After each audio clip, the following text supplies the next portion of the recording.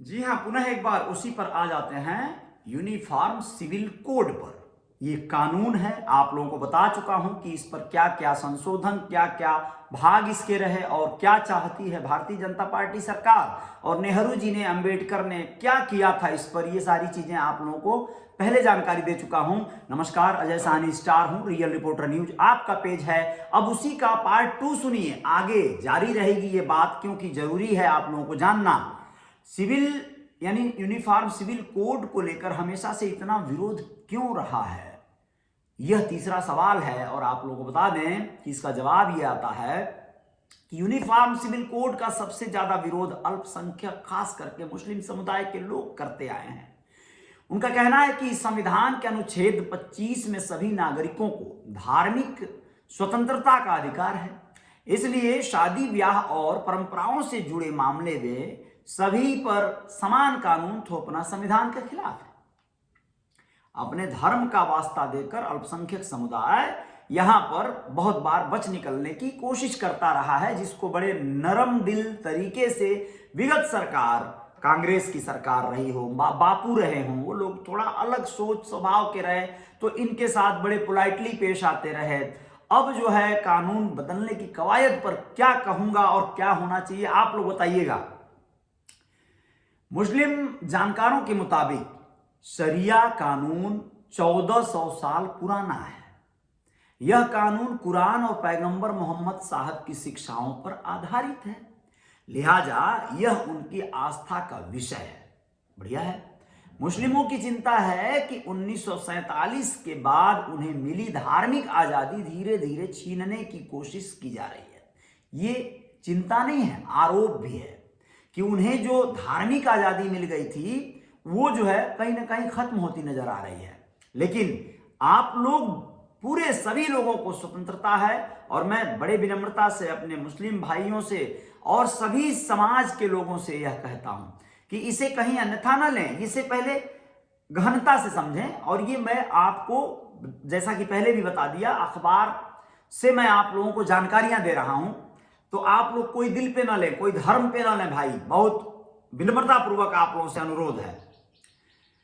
चौथा सवाल उठता है कि देश के संविधान में यूनिफॉर्म सिविल कोड के बारे में क्या कहा गया है। ये सब जानकारियां होनी चाहिए आप सबको। जवाब है कि संविधान के अनुच्छेद 44 के भाग 4 में यूनिफॉर्म सिविल कोड की चर्चा है। राज्य के नीति निदेशक तत्व से संबंधित इस अनुच्छेद में कहा गया है कि राज्य देश भर में नागरिकों के लिए एक यूनिफॉर्म सिविल कोड लागू कराने का प्रयास करेगा। हमारे संविधान में नीति निदेशक तत्व सरकारों के लिए एक गाइड की तरह है।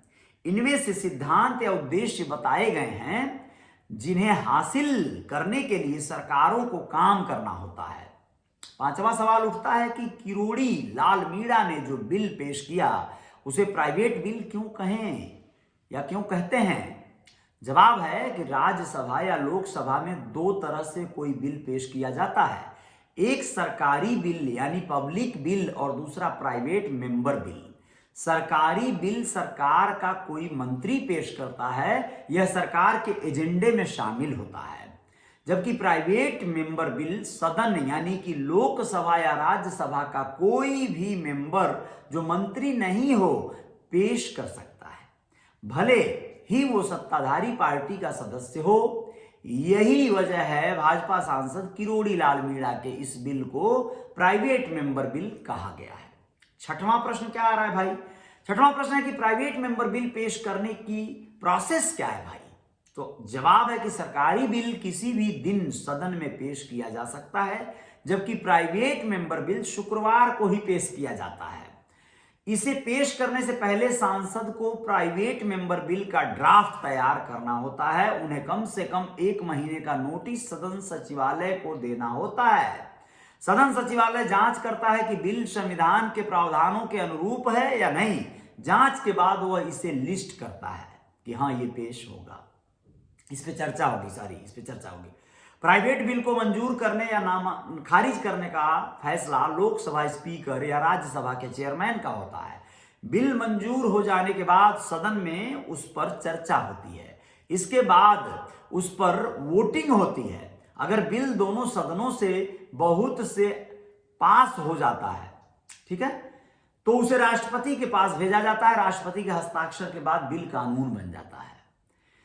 1952 के बाद अब तक हजारों प्राइवेट मेंबर बिल पेश किए गए। इनमें से सिर्फ 14 प्राइवेट मेंबर बिल ही कानून का रूप ले सके। समझ गया? सुप्रीम कोर्ट यानी आपराधिक अपीलीय क्षेत्राधिकार का विस्तार विधेयक 1968, ये एक बिल है, ये पेश हुआ था। आखिर प्राइवेट मेंबर बिल था जो 1970 में कानून बन गया। इसके बाद कोई भी प्राइवेट बिल दोनों सदनों से पास नहीं हो सका है। 16वीं लोकसभा यानी कि 2014-2019 के बीच 999 प्राइवेट बिल इंट्रोड्यूस किए गए, लेकिन चर्चा सिर्फ 10 बिलों पर ही हो सकी। और आगे सुनिए, किरोड़ी लाल के प्राइवेट बिल को राज्यसभा में इंट्रोड्यूस करने के लिए वोटिंग क्यों हुई? किरोड़ी लाल मीणा ने शुक्रवार को जैसे ही प्राइवेट मेंबर बिल पेश किया, कांग्रेस, टीएमसी, सीपीआई सहित कई विपक्षी पार्टियों ने इसका विरोध करना शुरू कर दिया। ये इसे वापस लेने की मांग करने लगे। इसके बाद उपराष्ट्रपति और राज्यसभा के चेयरमैन जगदीप धनखड़ ने वोटिंग कराई। बिल के समर्थन में 63 वोट मिले, जबकि विरोध में 23 वोट। इस तरह राज्यसभा में यह बिल पेश हो गया। अब किरोड़ी लाल मीणा बीजेपी सांसद हैं और केंद्र में बीजेपी की सरकार है, फिर इस विधेयक को प्राइवेट मेंबर बिल के रूप में क्यों पेश किया गया, ये भी सवाल है। सीएसडीएस के प्रोफेसर और पॉलिटिकल एक्सपर्ट अभय दुबे बताते हैं कि सरकार इस बिल के जरिए एक तरह से लिटमस टेस्ट कर रही है, क्योंकि इसे लागू कराना आसान नहीं है। लोगों को लगता है कि इससे सिर्फ अल्पसंख्यक प्रभावित होंगे, लेकिन ऐसा नहीं है। इससे हिंदू भी प्रभावित हो सकते हैं, उनकी तरफ से भी विरोध हो सकता है। इसलिए सरकार बिल को लेकर बाकी पार्टियों का स्टैंड, देश का मूड और साधु संतों का मूड जानना चाहती है। सरकार साधु संतों के मूड को तो जानेगी पहले भाई, है ना? वरिष्ठ पत्रकार और लेखक राशिद किदवई कहते हैं, इसके पीछे कानून और राजनीतिक दोनों ही पहलू हैं। भले ही बीजेपी शासित राज्य इसे लागू करने की बात कह रहे हैं, लेकिन इसे स्टेट लेवल पर लागू करना मुमकिन नहीं है। ये जब भी लागू होगा केंद्र सरकार के लेवल पर ही होगा, और इसके लिए भी इसे लागू करना आसान नहीं होगा। लिहाजा वो ये देखना चाहती है कि किस लेवल पर इसका विरोध होता है। वैसे आप लोगों को जानकारी दे दें, खास करके कोई भी पार्टी हो और जब सत्ताधारी पार्टी इतनी मजबूत हो तो ऐसा होता है, देश में कुछ भी करना हो तो पहले उसका मॉब ड्रिल होता है, टेस्ट होता है, इस पे क्या होता है, किसी और से डलवाएंगे लोग, ये लोग रीड याचिका दायर करवाएंगे, फिर उस पे हंगामा कैसा होता है, फिर अपने ही डांट फटकार के इसको हट बेहुदा कहीं का। जैसे उदाहरण मैं रात के ही एक न्यूज में दे दिया आप लोगों को, यहां पर जीएसटी का वसूली कर रहे थे लोग, जैसे हफ्ता वसूली चंदा मांगते हैं सब ना, दुर्गा पूजा में और भी तमाम ऐसे कार्यक्रमों के दौरान भैया पर्ची पर्ची पर्ची पर्चा पर्चा खर्चा मांगते हैं लोग, घूम घूम के दुकानदारों से चंदा जबरदस्ती कई लोगों से मांगते हैं लोग। कुछ लोग दबंग लोग, बदमाश लोग घूमते हैं, कुछ लोग खेला पाचे भी घूमते हैं, चमन्नी छाप गुंडे। तो उन लोगों से डर लगता है दुकानदारों को, कौन जाएगा धंधा बंद करवाने, कौन जाएगा विवाद करने। तो उसी तरह से जीएसटी को वसूलने और उस पर सख्त माने कार्रवाई करने के लिए आयकर विभाग छोड़ रखा था सरकार ने, अपने ही छोड़ा। जब देखा कि बहुत सारे व्यापारी नाराज होकर नाखुश होकर, भाई महाराज योगी महाराज क्या कर रहे हैं भाई, ये तो बहुत गलत कर रहे हैं, ये तो बहुत गलत कर रहे हैं, हम लोग इतना जो है उनको वोट दिए, सपोर्ट दिए, इतना चंदा देते हैं, इतना ये करते हैं, जाके धरना देते हैं हम लोग, मतलब धरना नहीं मतलब उनके कार्यक्रमों का शोभा बनते हैं, अगली पंक्ति पर जाकर बैठते हैं, चाय पकौड़ी खाते हैं, तो ये महाराज हम ही लोगों से वसूलवा रहे हैं, बताइए कोई बात हुआ? तो ये जान गए, ये यार विरोध हो रहा है, रुको पीछे जाओ, भागो यहाँ से, भागो। यानी अपनी आदमी छोड़ा, अपनी फिर डांट के भगा दिया, हीरो बन गए। ऐसे करती है सरकार, ऐसे करते हैं नेतागण, ये ठीक भी है, युक्ति है। आप लोगों को बता दें कि दूसरी तरफ बीजेपी इसके बहाने हिंदू मुस्लिम पोलराइजेशन की कोशिश में भी जुटी है। वो चाहती है कि कोई इसका विरोध करे, विवादित कमेंट करे, ताकि आने वाले चुनाव में इसे बड़े लेवल पर मुद्दा बनाया जा सके और भुनाया जा सके। ये बहुत अच्छी बात है, ये तरीका है राज करने का। अब देखिए 24 आते आते इसमें इसका छौंका का काम करेगा, ये तड़का मारने का। दरअसल सीएए और एनआरसी पर सरकार घिर गई थी। दिल्ली सहित कुछ शहरों में दंगे भी हुए। प्रधानमंत्री नरेंद्र मोदी को कहना पड़ा कि हम अभी एनआरसी लागू नहीं कर रहे हैं। अगर सरकार खुद बिल लेकर आती तो विवाद और विरोध के साथ ही दोनों सदनों से बिल को पास कराना उसके लिए नाक का सवाल हो जाता, यानी जैसे किसानों वाला मामला हुआ था। आप समझ रहे हैं? इसलिए बीजेपी सांसद ने इसे प्राइवेट बिल के रूप में पेश किया ताकि बिल पास नहीं हो तो सरकार की किरकिरी नहीं हो, सरकार की बेइज्जती ना हो। बीजेपी ने बिल को इंट्रोड्यूस करने में समर्थन किया। पार्टी का इस मुद्दे पर क्या स्टैंड है, ये सवाल है। अब जवाब यह है कि हाल ही में एक इंटरव्यू में केंद्रीय गृह मंत्री अमित शाह ने कहा था, जब से हमारी पार्टी बनी है तब से यूनिफॉर्म सिविल कोड हमारा मुद्दा रहा है। इसी वजह से श्यामा प्रसाद मुखर्जी ने उद्योग मंत्री के पद से इस्तीफा देकर भारतीय जनसंघ की स्थापना की थी। एक भी घोषणा पत्र ऐसा नहीं है जिसमें हमने यूनिफॉर्म सिविल कोड की बात नहीं की हो। पंथ निरपेक्ष देश में कानून का आधार धर्म नहीं हो सकता। हमारे संविधान निर्माताओं ने भी कहा है कि जब कभी भी अनुकूलता हो देश के विधान मंडलों और संसद को यूनिफॉर्म सिविल कोड लाना चाहिए। अच्छी बात है।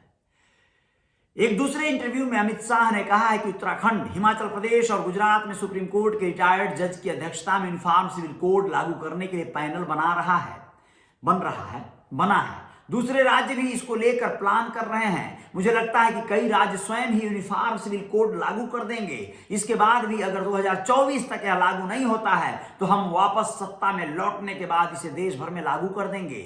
सदन के लास्ट सेशन के दौरान केंद्रीय कानून मंत्री किरण रिजिजू ने कहा था, फिलहाल देश में यूनिफॉर्म सिविल कोड लागू करने को लेकर सरकार का कोई प्लान नहीं है। हालांकि राज्य इसे लागू कर सकते हैं। संविधान के आर्टिकल 44 के तहत इन्हें इसको लेकर कानून बनाने का अधिकार है। इसी महीने मध्य प्रदेश के मुख्यमंत्री शिवराज सिंह चौहान ने यूनिफॉर्म सिविल कोड लागू करने के लिए कमेटी बनाने का ऐलान किया है। कर्नाटक के मुख्यमंत्री बसवराज बोम्मई ने पिछले महीने संविधान दिवस के मौके पर कहा था कि कर्नाटक सरकार इस मुद्दे पर गंभीरता से विचार कर रही है। इन सब बातों को आप लोगों को बताने का कारण सिर्फ ये है कि आप लोग इसे अपने स्तर पर जानें कि भाजपा बहुत अच्छा कार्य कर रही है, या भाजपा धीरे धीरे सभी राज्यों पर कब्जा करने के बाद अपने हिसाब से देश को एक नए रूप में ला देगी। सारे कानून जो उसे असहज लगते हों या देश हित में न लगते हों उन्हें रद्द कर दिया जाएगा। ये चीजें होने वाली हैं। इसके लिए आप तैयार हैं तो जय जयकार होगी। आप शेयर करिए इस वीडियो को हो सके तो, क्योंकि ये बहुत इंपॉर्टेंट है, बहुत जरूरी है। बहुत सारे लोग अखबार नहीं पढ़ पाते हैं, नहीं जान पाते हैं, हो सकता है इस वीडियो से जान जाए। हरियाणा के गृह मंत्री अनिल विज ने कहा है कि जिन प्रदेशों में नागरिक समान संहिता लागू करने की योजना पर काम हो रहा है उनसे हम सुझाव ले रहे हैं। बड़ी अच्छी बात है। सवाल और भी आता है, मौजूदा राजनीतिक हालात में बिल पर आगे क्या होगा। सुप्रीम कोर्ट के वकील विराग गुप्ता के अनुसार आगे इस बिल को लेकर 3 चीजें हो सकती हैं। किरोड़ी लाल मीणा चर्चा के बाद विवाद और विरोध की स्थिति में इस बिल को वापस ले सकते हैं। दूसरा, सरकार इसे संसदीय समिति या विधि आयोग के पास सुझाव के लिए भेज सकती है। तीसरा, इस पर राज्यसभा में बहस होगी। एक पब्लिक बिल की तरह अगर राज्यसभा में ये बिल पास हो जाता है तो इसे लोकसभा में रखा जाएगा। वहां भी अगर चर्चा के बाद बिल पास हो जाता है तो इसे राष्ट्रपति के पास भेजा जाएगा। संसद से पारित होने के बाद राष्ट्रपति इसे वीटो कर सकते हैं। यदि राष्ट्रपति की मंजूरी मिल जाए तो ये कानून बन जाएगा, लेकिन इसकी गुंजाइश बेहद कम है क्योंकि इस मामले पर सुप्रीम कोर्ट, विधि आयोग के साथ कई राज्यों में भी बहस चल रही है। दूसरी तरफ यूनिफॉर्म सिविल कोड को लेकर लागू करने के लिए पुराने कानूनों में बदलाव के साथ नई कानूनी व्यवस्था भी बनानी पड़ेगी जो प्राइवेट बिल के माध्यम से मुमकिन नहीं है। विराग गुप्ता कहते हैं कि सामान्य तौर पर ऐसे बिल को कानून बनाने के लिए सिंपल मेजोरिटी की जरूरत होती है, लेकिन विपक्ष इसके लिए 2/3 बहुमत या राज्यों की विधानसभाओं की मंजूरी की मांग कर सकता है। इस वाद विवाद में देर होने पर कानून बनने के पहले ही यह प्राइवेट बिल लैप्स भी हो सकता है जी, ताकि उनको कहना भी बने कि देखो हम तो लाए थे यार अपने मैनिफेस्टो में, लेकिन देश के विरोधियों ने, विरोधी नेताओं ने जो अपने सत्ता के लिए सिर्फ राजनीति कर रहे हैं, लत्ता खाने के लिए, उन लोगों ने ऐसा नहीं करने दिया। अब आप लोगों को पूरी और दूसरी बात बता दें, एक सवाल और आता है, दूसरे देशों में यूनिफॉर्म सिविल कोड कोड जैसा कुछ है क्या? यानी दूसरे देशों का भी थोड़ा चर्चा करना होगा ना, तो आप लोग जान लीजिए कि दूसरे देशों में मामलात क्या हैं। अभी देश में गोवा अकेला राज्य है जहां यूनिफॉर्म सिविल कोड लागू है। ये पुर्तगाली सिविल कोड 1867 के नाम से जाना जाता है। 1961 में गोवा का भारत में विलय हुआ। 1961 में हुआ, ध्यान रखना, गोवा का वो राज्य अलग था। इसके बाद भी वहां ये कानून लागू रहा। अगर दूसरे देशों की बात करें तो ज्यादातर मुस्लिम देश शरिया लॉ फॉलो करते हैं। पाकिस्तान, इराक, ईरान, यमन और सऊदी अरब जैसे देशों में सबके लिए एक ही कानून है। इजिप्ट, सिंगापुर, मलेशिया और श्रीलंका जैसे देशों में शरिया लॉ सिर्फ पर्सनल लॉ के रूप में लागू है। इजराइल में अलग अलग धर्मों के लिए अगर अलग फैमिली लॉ है, अलग अलग धर्मों के लिए अलग फैमिली लॉ है। अमेरिका सहित ईसाई बहुल देशों में शादी, तलाक और संपत्ति से जुड़े मसलों के लिए सभी नागरिकों के लिए कॉमन लॉ है, यानी बराबर कानून है। हालांकि अमेरिका में ट्राइबल कम्युनिटी के लिए शादी और तलाक से जुड़े मामलों में छूट है, जो आदिवासी जो लोग हैं। ठीक है, तो ये चीजें रही। और आप लोगों को बता दें दोस्तों कि ये पूरी की पूरी रिपोर्ट जो तैयार किए थे वो रिपोर्टर महोदय या वो एनालिस्ट जो हैं बहुत ही जागरूक हैं, बहुत विचार और गहन चिंतन के बाद इस चीजों को एक तरह से लाया जाता है और बहुत बड़ी बात आप लोगों तक पहुंचाया जाता है। इंद्रभूषण मिश्र जी और अनुराग आनंद जी ने मिलकर इसे तैयार किया था। मैंने जिसे पढ़ा दैनिक भास्कर के मार्फत। बहुत बहुत शुक्रिया, अभिनंदन, जय जयकार जारी रहेगी। आप लोग अपना ख्याल रखेंगे, मैं तो अपना रखता हूं। और आप लोग बने रहिएगा रियल रिपोर्टर न्यूज पेज पर। मैं आप लोगों को और भी कुछ खबरों से अवगत कराता हूं। जय हिंद, जय भारत, शुक्रिया।